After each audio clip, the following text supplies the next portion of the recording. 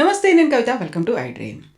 Property versus SIP 10 ఏళ్ల తర్వాత దేని విలువ ఎక్కువగా ఉండబోతోంది? ఏది అసలు బెస్ట్ ఆప్షన్? మనతో పాటుగా ఉన్నారు ఫైనాన్షియల్ ఎక్స్పర్ట్ సాయిరామ్ గారు. సాయిరామ్ గారు, హలో అండి. హలో నమస్తే. మేడం. సో ప్రాపర్టీస్, ఎస్ఐపిలు 10 ఏళ్ల తర్వాత చూసుకోవాలి అంటే ఏం చెప్తారు మీరు? చాలా మందికి ఇప్పుడు ప్రాపర్టీలో ఇన్వెస్ట్ చేయాలా లేదా ఎస్ఐపిలో పెట్టాలని చాలా మంది మధ్యతరగతి వాళ్ళకి కామన్ డౌట్ ఇది. సో ఏమనుకుంటారంటే వడ్డీ రేట్లు పెరుగుతున్నాయి, ఇప్పుడే కొనేస్తే బెటర్ కదా. నెక్స్ట్ ఎస్ఐపి అంటే మార్కెట్లో పెడితే అప్ అండ్ డౌన్ అవ్వచ్చు. సో ఇప్పుడు నా దగ్గర క్యాష్ ఉన్నాయి, ఏది ఇన్వెస్ట్ చేయాలి? సో ఈ డౌట్ అనేది, ఈ భయాలు అనేది చాలా మంది కామన్గా వస్తుంటాయండి. సో ఒకసారి డీటెయిల్గా మనం చూద్దాం. సో ఫస్ట్ అసలు ముందు ప్రాపర్టీ కొంటుంటే ఏంటి, లేదా ఇల్లు కొంటుంటే. సో వీటిని ఏంటంటే ఇది ఒక టాంజిబుల్ అసెట్గా చూస్తారు చాలామంది. టాంజిబుల్ అంటే నేను ఫీల్ అవ్వగలను, నాకు ల్యాండ్ ఉంది లేకపోతే హౌస్ ఉంది, నేను చూడగలను, అక్కడికి వెళ్ళి ఫిజికల్గా కనిపిస్తుంది, నేను అక్కడికి వెళ్ళి అనుభవించగలను దాన్ని. అవును. సో ఎవరైతే టాంజిబుల్ వాటిని చూస్తారో చాలా సేఫ్ అని ఫీల్ అవుతారు.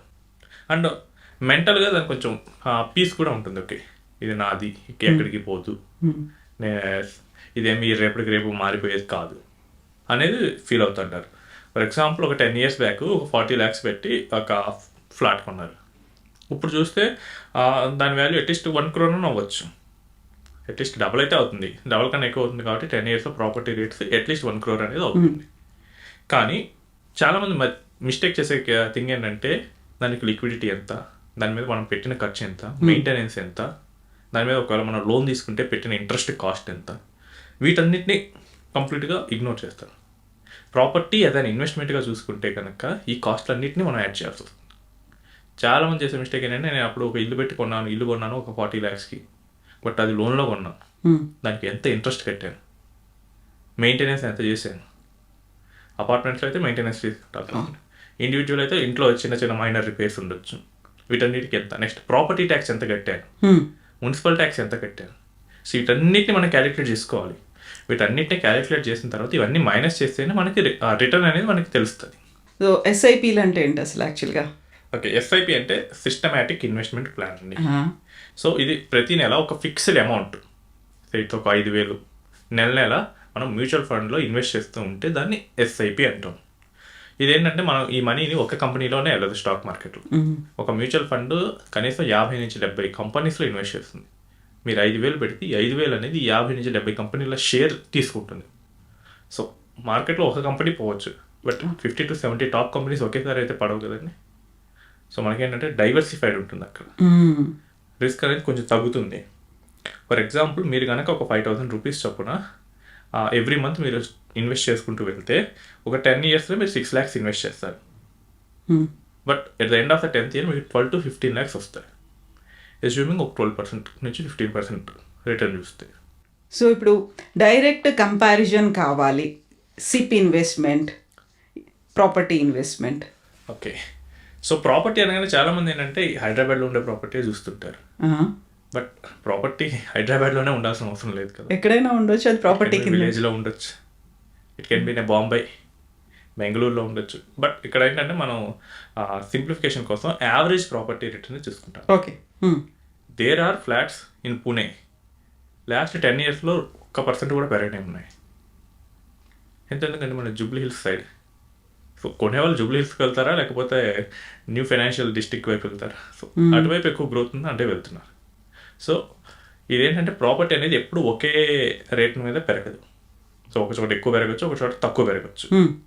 సో ఒక ఎస్టిమేషన్ ఏంటంటే ప్రాపర్టీస్ జనరల్గా 7 to 8 yearsలో డబుల్ అవ్వాలి. ఒక ఎగ్జాంపుల్ ఏంటంటే ఒక 10 years బ్యాక్ ఒక పర్సన్ 40 lakhs పెట్టి ఒక ఫ్లాట్ తీసుకున్నారు. ఆయన డౌన్ పేమెంట్ కింద ఒక 10 lakhs పే చేసాడు.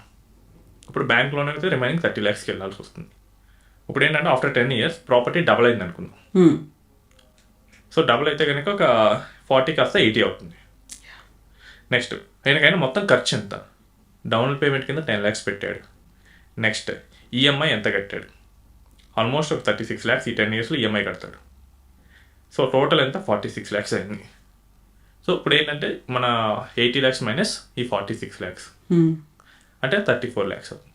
బట్ ఇంకా ఇందులో ఖర్చులు ఉంటాయి, మెయింటెనెన్స్ కాస్ట్, ఒకవేళ ఇంకా లోపల ఏమైనా అప్గ్రేడేషన్స్ చేసిన చిన్న చిన్న రిపేర్స్ వచ్చిన మనం కట్టే ట్యాక్సులు, ఇవన్నీ తగ్గించాల్సి వస్తుంది. బట్ సింప్లిసిటీ పర్పస్ వాటన్నిటిని మనం రిమూవ్ చేస్తాం.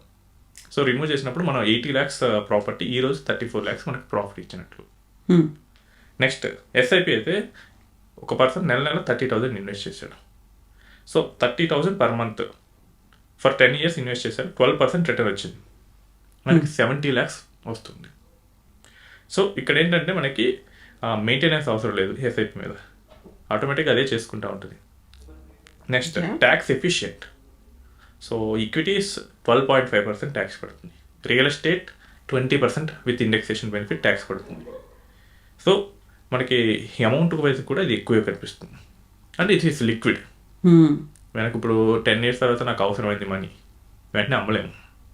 ఎస్ఐపి అయితే కనుక హైలీ లిక్విడ్. ఏంటంటే మనకి మ్యూచువల్ ఫండ్స్ మనకి అమౌంట్ ఈజీగా ఇచ్చేస్తుంటాయి. కాకపోతే ఇల్లు అనగానే ఒక ఫిజికల్ సెక్యూరిటీ కింద కనిపిస్తుంది, ఎదురుగా ఉంది, మనకు ఒక భయం లేదు అనేది. బట్ ఎస్ఐపికి సంబంధించి చూస్తే అది ఒక ప్రమాదకరం అనేటువంటి ఒక భావన ఉంది కదా. సో ప్రాపర్టీకి లిక్విడిటీ లేదండి. సో కావాలంటే మీరు ఈరోజు అమ్మటానికి ట్రై చేయండి, నాకు తెలిసి 99.99% బయర్ రాడు. కానీ మీరు ఎస్ఐపిలో ఉన్న అమౌంట్ని లిక్విడిటీ కోసం ఈజీగా ఇచ్చేస్తే కనుక 2 working daysలో వస్తాయి. ఓకే, ఇమ్మీడియట్ ట్రాన్సాక్షన్స్ అనేవి ఉంటాయి. ఈవెన్ కొన్ని liquid mutual funds with in our మీకు ఇచ్చేస్తారు. అండ్ ఇన్ కేస్ మీకు లోన్ అగైనెస్ట్ మ్యూచువల్ ఫండ్ కూడా ఉంది, అవి కనుక తీసుకుంటే మీకు విత్ ఇన్ అవర్ కూడా వచ్చేస్తాయి. టోటల్ అమౌంట్ మీద 40% వరకు మీకు ఇస్తారు ఈక్విటీస్లో అయితే. అండ్ మనకి ప్రాపర్టీస్కి వచ్చేసరికి మనం అమ్మాలనుకున్నప్పుడు కొనేవాళ్ళు ఉండాలండి. కొన్నిసార్లు నెలలు పట్టవచ్చు ఆ ప్రాపర్టీని సేల్ చేయడానికి. ఈవెన్ నా దగ్గరకు వచ్చే వాళ్ళు ఏంటంటే నేను 2 years నుంచి చూస్తున్నా, 3 years నుంచి చేస్తున్నా, బట్ ఆ ప్రాపర్టీ సేల్ అవ్వట్లేదని చెప్తున్నారు. అంటే సరైన బయ్యర్ లేకపోతే కనుక సేఫ్గానే ఉంది, బట్ నాకెందుకు ఉపయోగపడుతుంది కదా అది.